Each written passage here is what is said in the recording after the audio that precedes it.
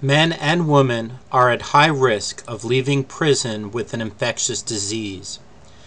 Of inmates released from prison and jail in 1996, 1.3 to 1.4 million were infected with hepatitis C, 98,000 to 145,000 with HIV, 39,000 with AIDS, 566,000 with tuberculosis, latent, while 12,000 had active TB at some point in 1996. Few, if any, prisons have prompt, adequate medical or dental care for inmates. Inmates with diabetes are usually limited to twice per day testing of their sugar level. This can pose a serious health risk. There is mounting evidence for vitamin D's role in preventing common cancers, autoimmune diseases, type 1 diabetes, heart disease, and osteoporosis. The body makes vitamin D when exposed to direct sunlight. Aging skin requires more sun exposure. Yet, to their own peril, many inmates, especially those in the special housing units, do not get to see the sun, while guards make fun of their pale complexion. Thousands of severely ill inmates are released from the nation's prisons and jails each year, helping them find ways to pay for medical and mental health, and living expenses is thought to be a crucial part of ensuring their successful return to the community.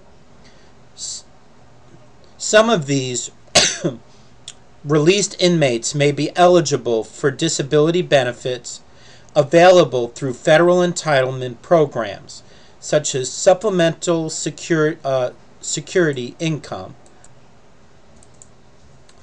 Social Security disability insurance, Medicaid, Medicare, and veterans' pension or compensation funds.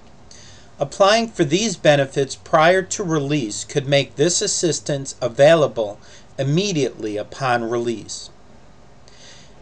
In 1829, it was believed that isolating a prisoner with only a Bible and stone walls would result in the prisoner using the time to repent, pray, and find introspection, hence the name penitentiary. This first experiment of solitary confinement in the United States began in Philadelphia. The practice of isolation was slowly abandoned during the following decades as many of the inmates went insane, committed suicide, or were no longer able to function in society. U.S. Supreme Court Justice Samuel Freeman Miller in 1890 finds a considerable number of the prisoners fell, after even a short confinement, into a semi-fatuous condition from which it was next to impossible to arouse them, and others became violently insane. Others still committed suicide, while those who stood the ordeal better were not generally reformed, and in most cases did not recover sufficient mental activity to be of any subsequent service to the community. That finding being known, the question is, why has this country returned to using solitary confinement? Most prisons now have a portion of their prison dedicated to this practice, and some practice this exclusively. Because of overcrowding, there has been pressure to use the empty beds at supermax and maximum security prisons to house nonviolent inmates. Of course, the prisons don't mind. More prisoners equals more money. Words of Dr. Benjamin Rush, signer of the Declaration of Independence. Let the children who are sent to those schools be taught to read and write, and above all, let both sexes be carefully instructed in the principles and obligations of the Christian religion. This is the most essential part of education. The great enemy of the salvation of man, in my opinion, never invented a more effectual means of extirpating Christianity from the world than by persuading mankind that it was improper to read the Bible at schools. The only foundation for a useful education in a republic is to be laid in religion. Without this there can be no virtue, and without virtue there can be no liberty. Benjamin Rush wrote this when he proposed his plan for public education in America in March 28, 1787. He also wrote, by removing the Bible from schools, we would be wasting so much time and money in punishing criminals and so little pains to prevent crime. Take the Bible out of our schools, and there would be an explosion in crime. Things you can do to help. Remember the scripture, all have sinned and come short of the glory of God. Therefore, be cautious how you judge another. Matthew 7:1. Educate your friends about jury nullification. Take time to read the Constitution and oppose those laws which infringe on the rights of Americans. Write letters to the editors of local newspapers and to your representatives. Become a pen pal with an inmate. Find ways to help an inmate's family. Angle Tree Ministry is one way to get involved helping the children of inmates. Hire an ex-felon. You'll get a tax break while helping a person. Get involved with a prison ministry. Pray for the inmates. Pen pal with prisoners. Most prisoners would love to receive mail. They are not allowed visitors except from the people who knew them prior to their incarceration. Prisons limit the number of visitors the inmate can have on his/her active visitor list to 10, 15, or 20. Frequently, loved ones sever the relationship with an incarcerated mate or friend, reducing the size of the list to potential visitors. Distance to the prison can also reduce the frequency of visits, especially if the inmate is in a private prison. Short visiting hours can also discourage friends and family from making a long trip for a short visit, as some jails limit visitation to 2 hours on Saturday and Sunday. Many inmates never get a visitor. There are many websites where inmates have posted ads wanting someone to correspond with. Most sites urge caution and recommend using a post office box address instead of the home address. Of course, if this is done, then you should also not give your last name or phone number. Prisoners are human, some good, some bad, just like people not in prison. The Bible teaches all have sinned and come short of the glory of God. Romans 3:23. And also, if we say that we have no sin, we deceive ourselves and the truth is not in us. Each state will have a site for the BOP, Bureau of Prisons, or DOC, Department of Corrections, which will have an inmate locator. By entering the inmate's name or prisoner identification number, you can learn what the person was charged with, when they were incarcerated, length of sentence, and anticipated date of parole, as well as the case number they were tried on, which could provide additional information. Many of these sites also include a photo of the inmate. Any mail must also include the prisoner identification number next to the name for him or her to receive the mail. Quote from a female pen pal of mine. I'm not sure how it is in a man's prison, but at Metro it's degrading. They'll run up in your face calling you names. They'll jump on you and beat the out of you. I only weigh 109 pounds, so for real, what can I do, right? If you don't have a detail, you're locked in the building all day unless you go to chow. We might get yard call at night for 30 minutes. We went to the gym last night for 10 minutes. Your mail could be the highlight of an inmate's day and will most likely get read several times. Will you take time to write? There are numerous websites for pen pals with inmates, and you should check out several. However, writeaprisoner.com is perhaps the most organized site with ideas for fun activities to include in your letters, ways to reduce recidivism, and other links. Should you desire to give a financial gift to the prisoner's account, you should check with the prison or jail for their rules concerning adding funds to an inmate's account, as these rules differ in most states. In South Dakota, for example, an inmate is allowed to spend $35 per week, must maintain $100 in a frozen account unless he is indigent or serving a life or death sentence, and may not accumulate more than $250 in the savings account. After all disbursement account obligations have been met, any additional monies, regardless of the source, above the $350, $100 minimum frozen account balance plus $250 in savings, will stay in the inmate's frozen account until their release from custody. In other words, 100% of the funds may go to the inmate's disbursement account. But consider this: the maintenance fee that the prison pays the inmate to buy things such as stamps and envelopes, shoes, or other items from the commissary is about $5.25 per month. You should check with the prison staff or chaplain to find out which inmates actually need financial help.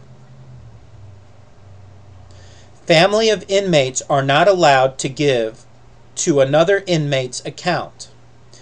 That is considered contraband, and the state can take 100%.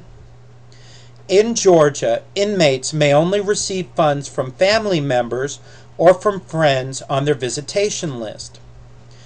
Many of the prisons also state that inmates may not receive funds from another inmate's friends.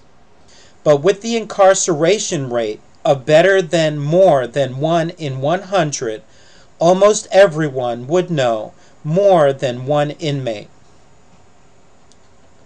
www.jpay.com JPAY.com is a site which can make it convenient for a fee to add funds to an inmate's account. It appears that they provide this service in 21 states. Everyone needs to know of the love of God, including prisoners. The best way to share that with them is to experience it for yourself.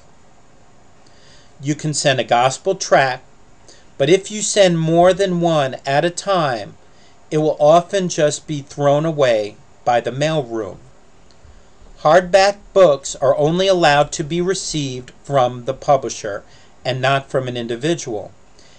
Even when you comply with the rules, the mailroom often rejects religious literature as contraband. Stamps and money may not be mailed to an inmate. An attempt to send other forms of contraband could lead to your own incarceration. Emmaus Correspondence School offers an excellent Bible course free to inmates. Inmates may write to Al Stoltz, ECS, AL, STOLTZ, ECS Ministries, P.O. Box 1028, DUBU QUE, Iowa 52004-1028 to enroll in the course. Many have come to know the Lord through this course. Be a friend and encourage your inmate friends to sign up for the course. Supermax Subscription started a program where you could trade your air miles for a gift subscription to a magazine. They had sent a mailing to every man incarcerated at TAMS CMAX asking if they would like to receive magazine subscriptions. TAMS TAMMS C-Max, is a no-contact, permanent solitary confinement prison in southern Illinois. Many of the inmates have been there for years with no communal activity, no phone calls, no programs, no education, no work, no librarian, and almost no reading. Many inmates responded and are still responding to this.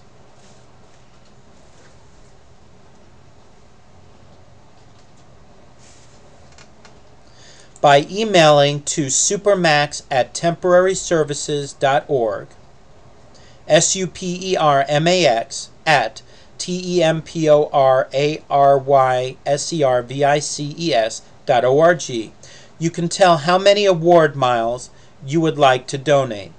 The minimum number for the least expensive subscription is 400 miles. They will then send you the name, inmate number, and address of a prisoner or prisoners, along with their subscription request. You can then log into your award miles account, find the page that lets you give a gift subscription, fill in the prisoner's information, and send them the magazine or magazines they've requested. Note the prisoner will not see your personal information or even who gave them the subscription unless you send them a postal letter.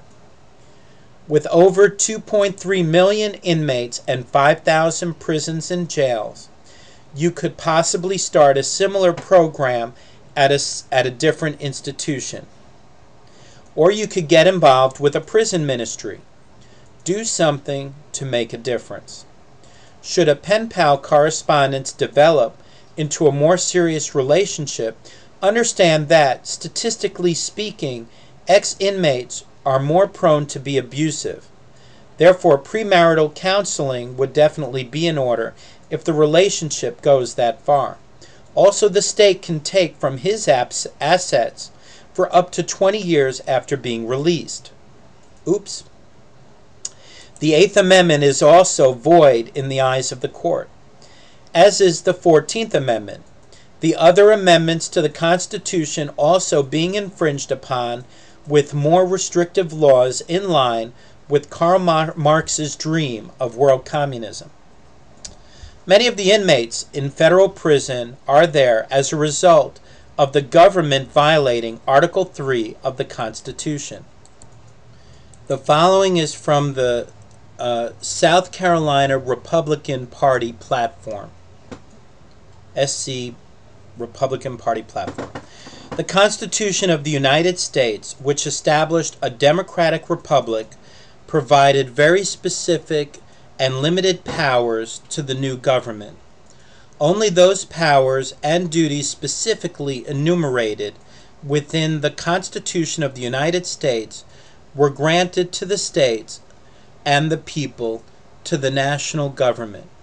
Despite this specific limiting language of the Constitution, the Founding Fathers quickly recognized the need for further restrictive clauses. As a result, the first 10 amendments to the Constitution, the Bill of Rights, were adopted. Included among these was the 10th Amendment, which directly and articulately states, "The powers not delegated to the United States by the Constitution nor prohibited by it to the states are reserved to the states respectively or to the people." Most Republican politicians should be ashamed because of their failure to defend this party platform position vehemently. It won't be long before there is no right to bear arms, no freedom of speech, and no right to vote unless good people take action.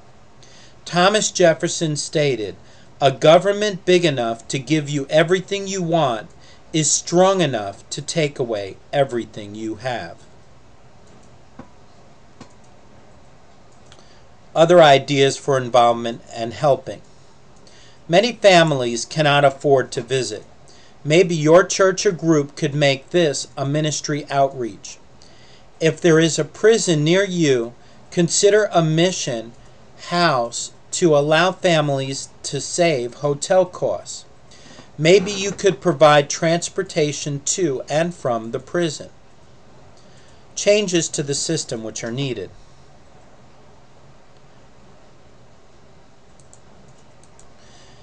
Make abuse of prisoners by prison staff a felony, not a misdemeanor. Restore all of the rights of ex-felons. When their sentence is served, their punishment should end. Prohibit all lawmakers, law enforcement, judges, and their spouses from owning stock in prison or prison industries, or from profiting in any way from prisoners. Eliminate gun enhancement laws. Thousands of inmates have a 3 to 5 year extension to their sentence for a gun they lawfully owned, but was not used in any crime. The gun was simply in the house or car. Their enhancement portion of their sentence should be removed immediately. Make stiff penalties for police or prosecutors who lie on the witness stand, plant evidence, or bribe witnesses in any way, even promising time off for testifying. Legalize the possession and use of drugs, and release those inmates held solely for that charge. Provide restrictions on the sale and manufacture of drugs equal to that of alcohol and tobacco, which is to persons aged 21 and older. Make a federal court stay within the guidelines of Article 3 of the U.S. Constitution. Require all prisoners to be housed within 100 miles of where they were tried. This would place the majority of inmates within reasonable visiting distance of their family. The idea that a prisoner can be shipped over 1,000 miles, yet claim the prison policy encourages family visitation to promote the inmate's mental health, is absurd. Allow conjugal visits for married inmates and their spouses. Don't allow male guards at women's prisons or vice versa. Increase the use of home confinement as an alternative to prison. Make prison industries comply with OSHA regulations. Make the food and drug laws also applicable to prisons. Make the government comply with age discrimination laws instead of allowing exceptions to the law. Abandon the use of private prisons. Write your representatives to make the telephone providers reduce their rates to prisons. Write your representatives to make the telephone providers reduce their rates to prisons. Provide better visiting areas with activities for the children, i.e. playground, toys, games, and books. Encourage your representatives to seek alternatives to incarceration. Provide your suggestions. Remember, in God's perfect laws, which man still could not keep, no provision was made for incarceration. The punishment was to kill, whip, or fine the offender. Whereas the right to a speedy trial is constantly ignored, require that, from the time of being charged, the prosecution has a maximum of 90 days to bring the case to trial, with the only delays allowed to be those requested by the defense attorneys. Also, require that 72 hours be the maximum a person can be detained without being charged. Stop the incarceration fee immediately. The goal should be to rehabilitate the offender, not bring him or her down to poverty along with their family. Abolish medical experiments on prisoners. Allow furloughs for all nonviolent inmates. Thoughts and questions for further discussion. Suppose you were called for jury duty and the defendant was charged with armed robbery and possession of a weapon. Would you recognize that armed robbery already assumes the possession of a weapon, and that the charge of possession of a weapon is an infringement of the constitutional amendments. As a juror, you could find guilty if the evidence supported the guilt of the armed robbery while voting not guilty of the possession of a weapon, since this is double jeopardy. 2. Suppose that in the above case, the accused is also charged with possession of a controlled substance. You could recognize that this is a bad law, practice jury nullification, and vote not guilty on this charge. 3. Other countries, Norway, Japan, Britain, Germany, Australia, Ireland, etc., have much lower incarceration rates and lower crime rates. Why? The rest of this is references, it looks like. I don't think I'm going to read all the references here. Maybe a little bit. Under Section 846, any person who attempts or conspires to commit any drug offense will be punished in the same manner as if he had actually committed the offense. U.S. attorneys are obligated to bring charges on the most serious offense that is consistent with the nature of the defendant's conduct and that is likely to result in a sustainable conviction. That's footnote 15 or endnote 15. Endnote 21. Speech by the Pope on April 16, 2008. Reasonable Doubts. The Criminal Justice System and the O.J. Simpson Case by Alan M. Dershowitz, 1996, page 52.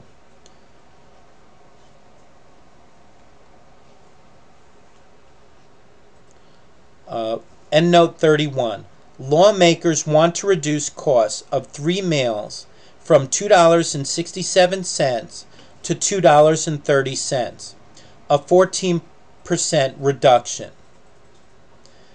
Endnote 33. Approximately 5,000 prisons and jails.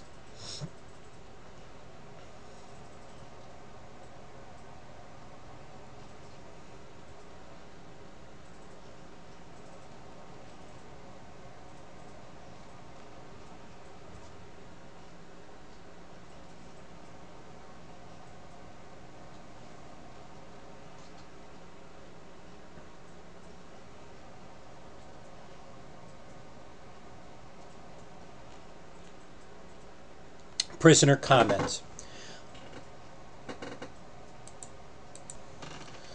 I never would have believed how bad our justice system is just 6 months ago.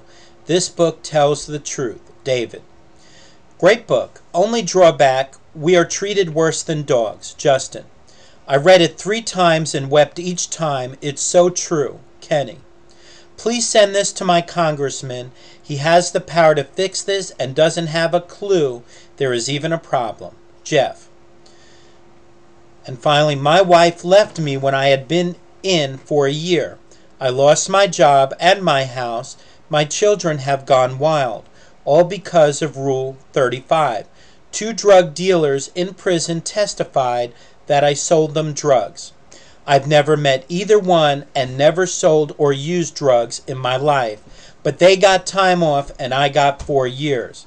Please help fix this evil system. Gary. Thank you for listening. If you spent the time listening to this, please go to lulu.com as is appropriate and get your own copy of the book. It's only $5.99, and it's a PDF you can download to your cell phone or your computer. It's called The Kennel by Elijah Green, who is actually Ken Hovind. Thank you again.